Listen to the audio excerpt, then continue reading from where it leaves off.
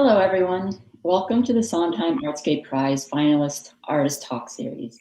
My name is Dany Chan. I am the co-curator of the Sondheim Artscape Prize exhibition and assistant curator of Asian art at the Walters Art Museum. The 2021 Janet and Walter Sondheim Artscape Prize is presented by the Walters Art Museum and the Baltimore Office of Promotion and the Arts. It is made possible through the generous support of M&T Bank, along with those supporting the Sondheim Endowment. The exhibition at the Walters Art Museum is made possible through the combined generosity of individual donors, foundations, corporations, and grants from the City of Baltimore, Maryland State Arts Council, citizens of Baltimore County, and Howard County Government and Howard County Arts Council. The finalists' exhibition are currently on view in the exhibition at the Walters Art Museum. Now today I have the pleasure of interviewing Levar Monroe. Levar earned his BFA from Savannah College of Art and Design in 2007 and his MFA from Washington University in 2013. In 2014, he was awarded a postdoctoral research fellowship at the University of North Carolina at Chapel Hill. Levar was included in the New Orleans Triennial Prospect for The Lotus in Spite of the Swamp and the 12th Dakar Biennial in Senegal. In 2015, his work was featured in All the World's Futures as part of the 56th Venice Biennale. Recent group shows include those at the National Museum of Art in Durham, the Perez Art Museum in Miami, the National Gallery of Bahamas in Nassau, the Maxi Museum of Art in Rome, the Museum of the African Diaspora in San Francisco, the Virginia Museum of Modern Art in Virginia Beach, and the Drawing Center in New York. Levar was awarded several prestigious residencies, including at Thread Artist Residency and Cultural Center, a project of the Joseph and Annie Albers Foundation, and he was an inaugural artist in residence at the Norton Museum of Art. He is also a recipient of the Joan Mitchell Foundation Painters and Sculptors Grant. Levar now lives and works between Baltimore, Maryland, and Nassau, Bahamas. Welcome, Levar, and congratulations on being selected a finalist for this year. Thank you, Dany.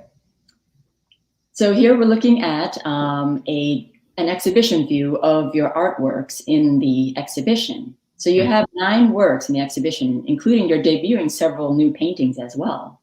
Uh-huh. And so I wanted to start off with asking you to sort of go into the specific themes that you're drawing out with this exhibition. Okay. So the themes in the work, in particular this exhibition, it's initially centered on fatherhood, in specific single fatherhood, and other themes that I examine is faith and religion, time, and protection and heroism, but all of this is umbrellaed within the notion of single fatherhood. Yeah, and I am very intrigued by the one ceramic urn that you have in the exhibition. So all the others are paintings, small, but in the center of the space, you have this ceramic urn. So the ceramic urn is actually an urn that I made that houses my father's ashes. And how this urn came about is it was initially supposed to be a collaboration between it is a collaboration between my father and I posthumously. But prior to that, we had planned to collaborate to metaphorically connect with my deceased mom. So my mom died when I was 9.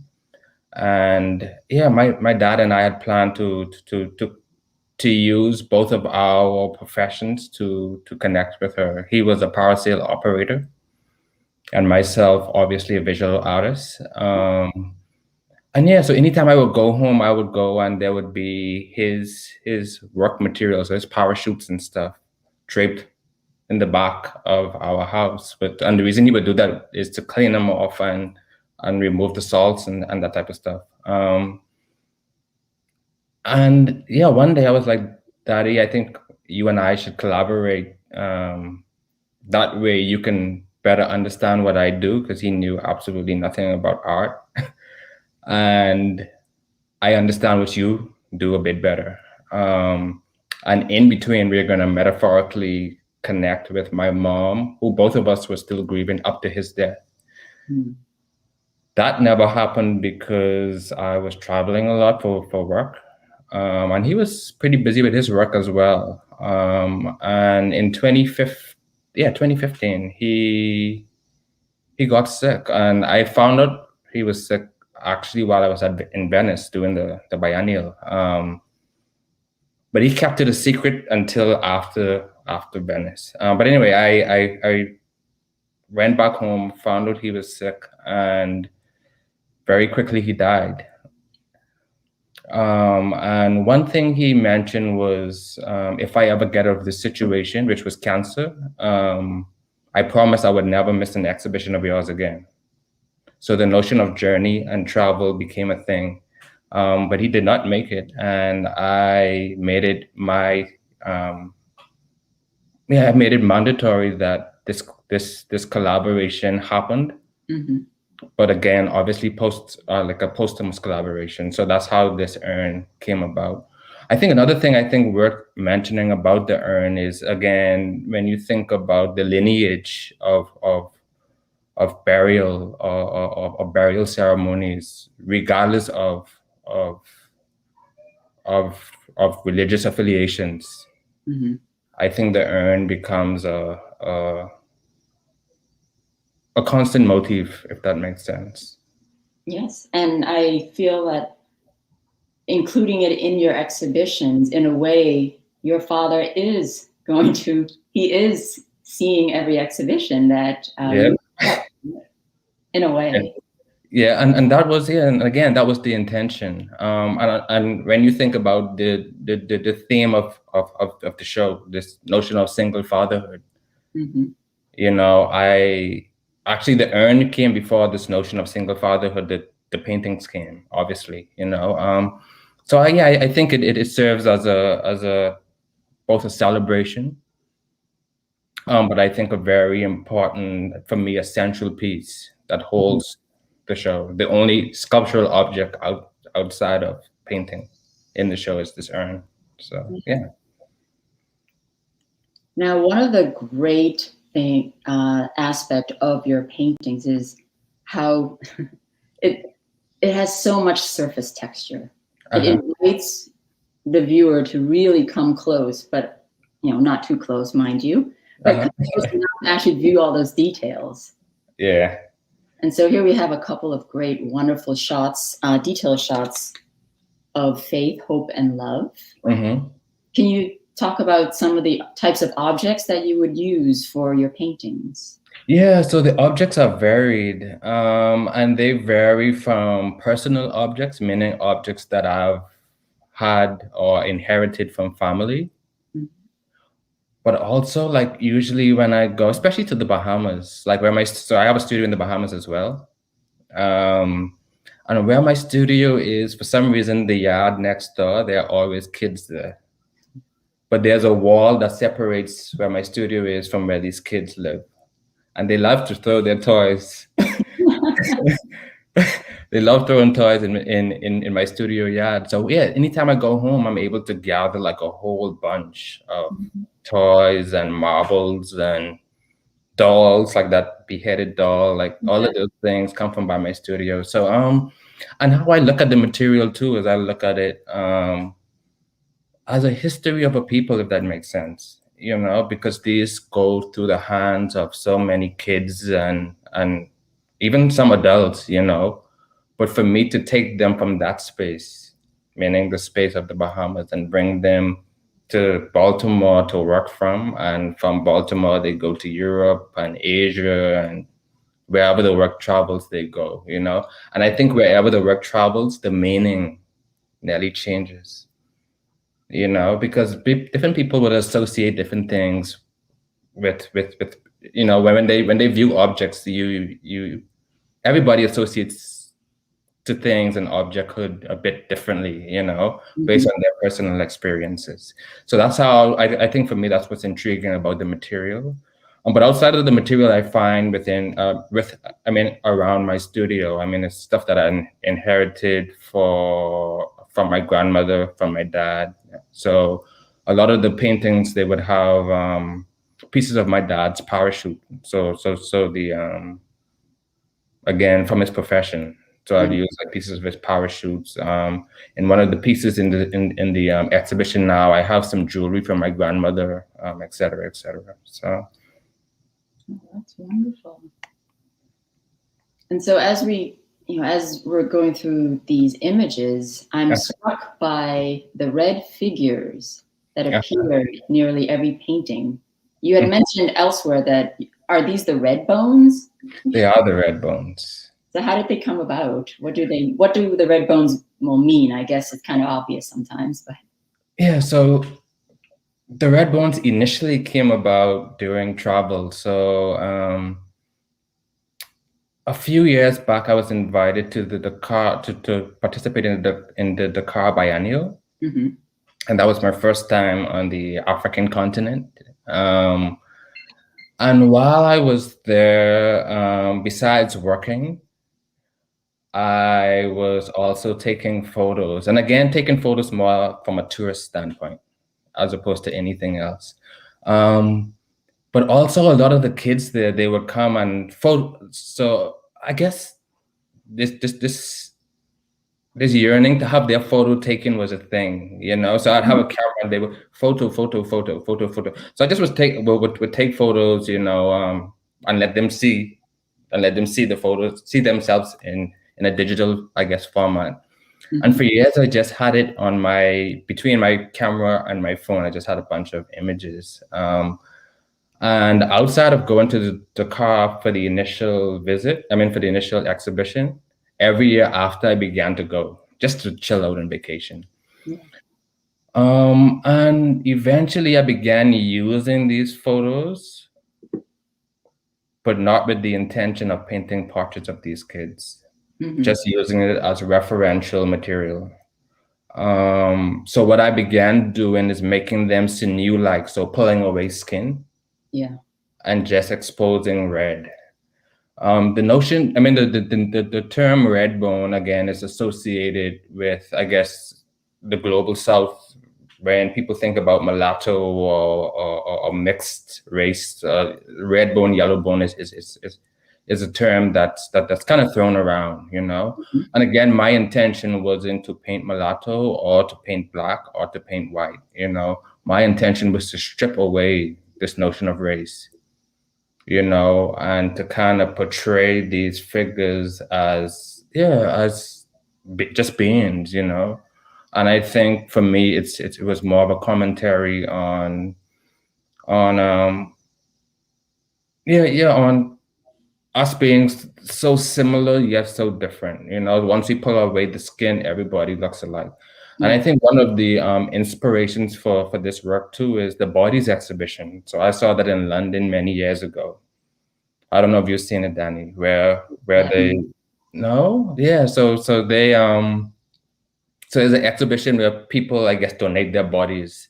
And what they would do is they would remove the skin and show cross sections and show musculature and show a smoker's lung and et cetera, which for me was, show an athlete's body. But again, they all were sinews, So, and again, that always, and I saw that when I was much younger, but that also kind of stuck in my head. And the red bones came out of that. So that's the initial red bones. Yeah. The red bone now has become very, very personal. So now I'm using as modeled family members, particularly my cousins, So I'm using them as muses to tell a story about myself, which is strange, So as much as you try to put people into, I guess, filling this void, it still points to self. So the more I work on this, the more I see more of me just telling a story of self. And again, I think family engulfs self as well. Yes, it does. But yeah, so all of these are, like for this one, Virgin and Child, for instance, I'm using my cousin So the male figure is my cousin and his youngest son, Elias. And with this work, I'm obviously referencing art history. You know, Madonna and Child, Virgin and Child. You can go on and on and on. Yeah, those. But virgin in the sense of his first son. Not virgin as in he is a virgin, actually, but virgin as so this notion of first. But also I'm thinking the notion of single fatherhood. You know, I remember when my mom died and my dad came to me and he was like, as of today, I'm going to be your mother and your father. This is his conversation with me at 9. And I'm thinking, what the hell do you mean that you're going to be my mother and my father? You know, but that notion, again, for him, being this, I guess, playing this dual role, the notion of virgin made sense. To me now as an educated man, it makes sense, you know? So with this image, I'm kind of playing with that notion, but also pointing again to self, you know, I'm a single father as well, you know, different circumstances, but single fatherhood nonetheless. Yeah. So have you spoken to your daughter about you becoming the mother and the father? Not in direct terms, no, because her mother is still involved, definitely. I think it was a bit different because my mother was deceased. Yeah. So it became a bit more, I guess, extreme. You know, for me, especially at age 9, you know, for somebody you look up to as a father and also a hero and also a macho man to say, I'm going to be your mother and your father. It was like, what are we doing now? Type thing, but yeah. So I just want to switch gears a little bit because this painting, Risen, is one of your newest artworks. Yeah. And I remember in March when we first visited your studio, this painting, there was only blocks of color, slashes of color, but when you installed it, it was finished with all these figures. So can you describe a little bit sort of like, how do you approach each of your works? Like one of these large scale paintings, is it the composition planned ahead of time or do you just experiment as you go? Both. So this one was planned somewhat ahead of time, meaning figuratively. So outside of the figure, everything comes. Yeah, outside the figure, everything comes, I guess, organically. And again, yeah, just using my cousins to pose. Anytime I go home, we do this photo shoot, I guess. Have fun. And for them, it's fun too, you know. So it's fun all around, you know. They look forward for me to coming home so they can pose and do their thing. but yeah, so yeah, it's working from photos, but not painting portraits, which is for me is very important. You know, it's not. I'm not looking for a photorealistic thing. You know, so I think the notion of abstraction, even though it's figurative, there's a lot of abstraction that's happening, but also a lot of metaphor and symbolism. You know, in this work, for instance, I'm using like tennis balls, for instance. So I grew up playing tennis. But I'm using the tennis balls not because I loved the game, which I did, but because I realized that societally, the game is a very elitist, is still a very elitist sport. Yes. And my commentary on using these tennis balls is, yes, after we play the game, maybe one solid game, the ball is considered dead. The dead ball is then secreted back into the world, and the kids in the underprivileged people get to use these balls to play basketball, rounders, dodgeball, etc., etc. So me using tennis balls in this is more of a commentary on society, an elitist sports, an inclusion and exclusion. Another thing that I tap on often with my work is the notion of time. Time in the sense of possibly water rising as time, a lit cigarette in somebody's hand as time, a rooster within the picture plane as time. Rooster crows at a certain time in the morning, so I'm thinking about time. But also religion. And as much as you would look at this and think I'm speaking all Christianity, it's not. So we can go back to the notion of the rooster. So the rooster in the Bible, I think it was Peter in the Bible. So Jesus told Peter, the rooster will crow 3 times. I'm paraphrasing now. The rooster will crow 3 times and you will betray me. That's in the Bible.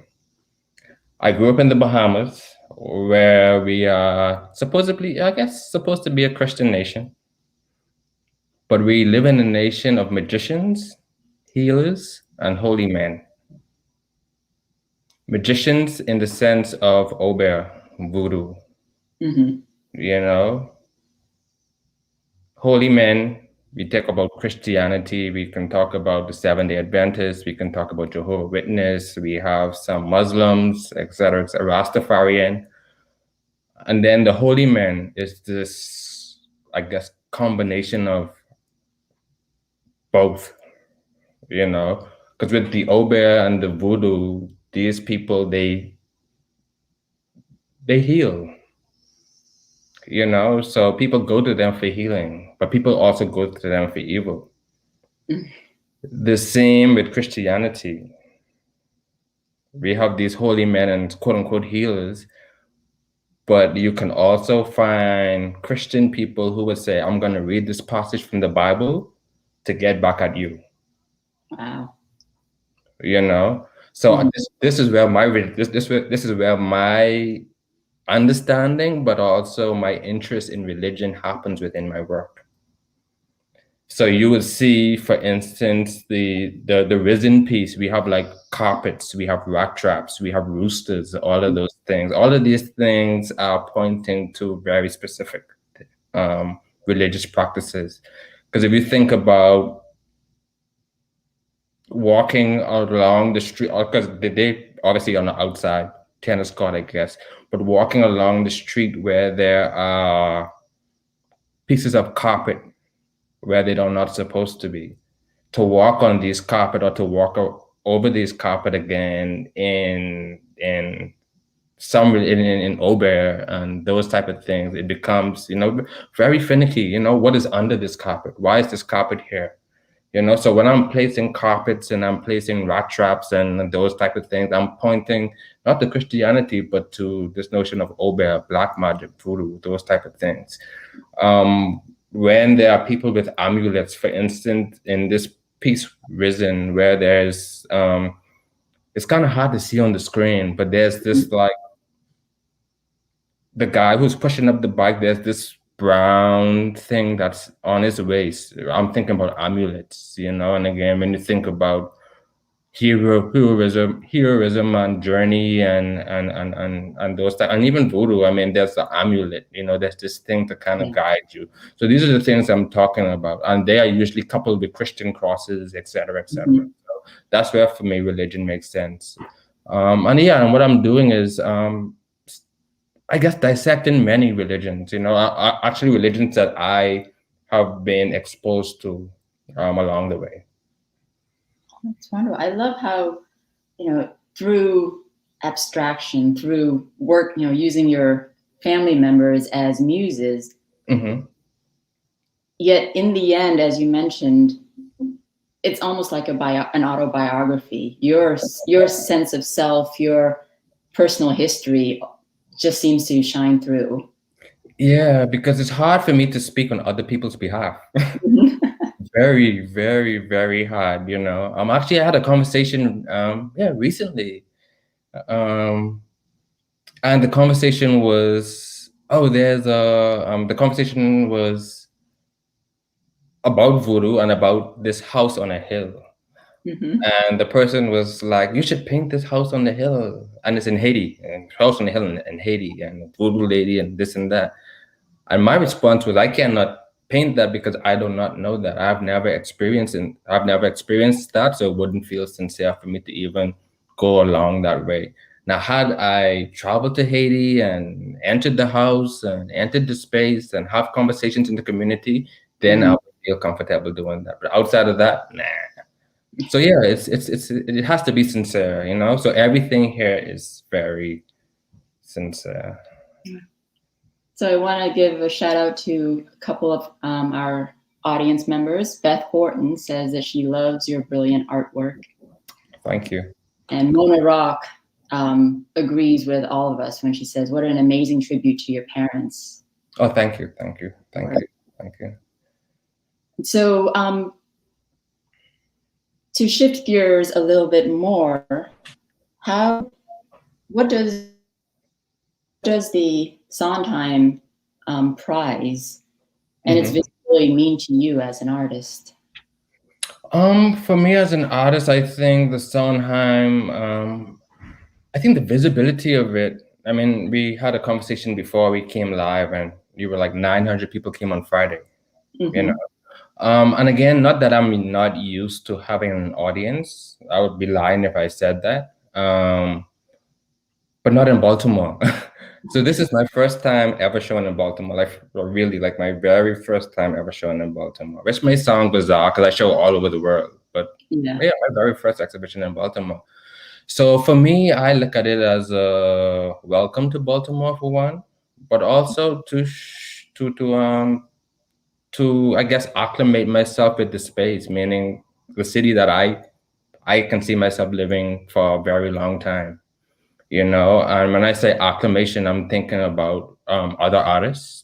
I'm thinking about the student body within the different universities, Micah, Towson University, we can go on and on.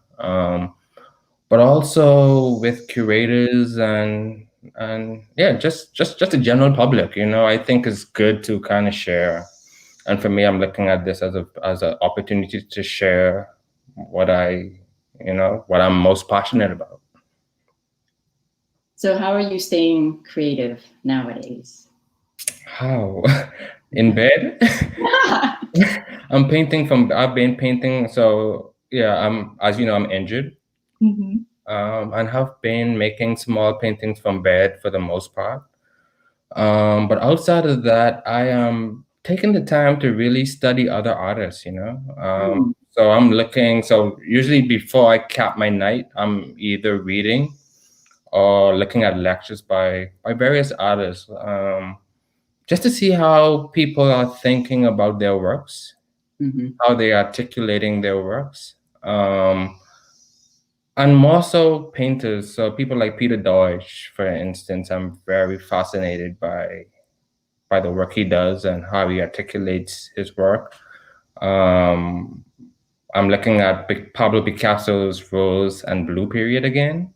So as a kid, I was a big fan of this guy, Pablo Picasso. But yeah, I'm looking at this Rose and Blue periods and trying to, you know, just better understand how he articulates both through painting, but also through the subject matter, you know. Yeah, quite a few artists. Hernan Bass, I'm a big fan of him, a younger artist. I think he's still in Florida, but kind of trying to break down his stuff and enjoy his painting sensibility and et cetera, et cetera. So yeah, I think you've started answering one of our audience's questions. So Mindy McHugh asks, what type of art are you studying? Yeah, painters. I'm interested in, and not to knock other painters, but people who I can see who are not, because I think we have a generation of artists right now who are doing it more for, I just don't want to sound too dismissive, but you know, the rigor isn't there. You know, a person like Peter Deutsch, you can see the rigor. You can see him thinking through paint. You can see him fighting with paint. These are the things I'm interested in. You can see there's a sense of the background being atmospheric or non-atmospheric. It's not a see one, see all type of thing. Mm-hmm. And that's what I enjoy. Wonderful. So one last question. What are you looking forward to as an artist? There are a few things. I want to have a Guggenheim.